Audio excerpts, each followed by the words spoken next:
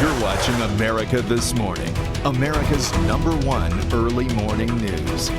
We begin this Tuesday with the latest details in that mass shooting at the Washington Navy Yard. The motive for the shooting still unknown. The facility remains open this morning with only essential personnel reporting for work. Here is the very latest. 13 people, including the lone gunman, are dead.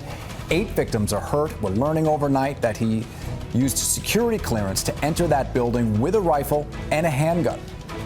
Our coverage now begins with ABC's Taman Bradley near the Navy Yard in Washington. Taman. Gianna and Diana, good morning. The Navy Yard reopens today for essential personnel as authorities continue searching for clues about the suspect. Overnight, we learned that the suspect may have had a grudge against the Navy. The FBI says 34-year-old Aaron Alexis, a former Navy reservist, is behind the terror at Washington's Navy Yard. We have an active shooter on the 4th floor. 12 people were killed, 8 injured before Alexis died in a gun battle with police. We do now feel comfortable that we have the single and sole person responsible for the loss of life. This morning, authorities are urgently seeking the public's help to find out more about Aaron Alexis. We are looking to learn everything we can about his recent movements, his contacts, and his associates.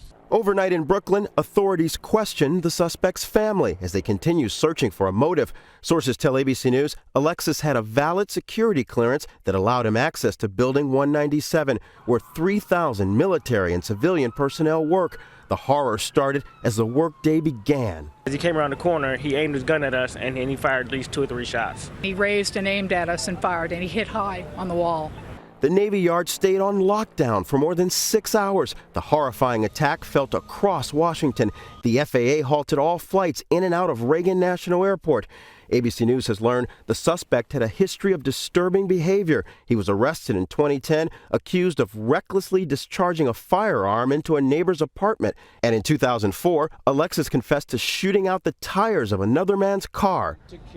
In Washington, Steve Santani. Overnight, some families were still awaiting word about their loved ones. The victims range from age 46 to 73, all civilians, John and Diana. All right, ABC's Taman Bradley in Washington for us this morning. Thank you. And overnight, we have learned the names of some of those killed at the Navy Yard. 7 of the 12 victims, they include 59-year-old Michael Arnold, 53-year-old Sylvia Frazier, 62-year-old Kathy Gard, John Roger Johnson, who was 73, Frank Kohler, who was 50, 61-year-old Vishnu Pandit, and 46-year-old Kenneth Bernard Proctor. Now, the names of the rest of those victims, they are being withheld until families can be notified.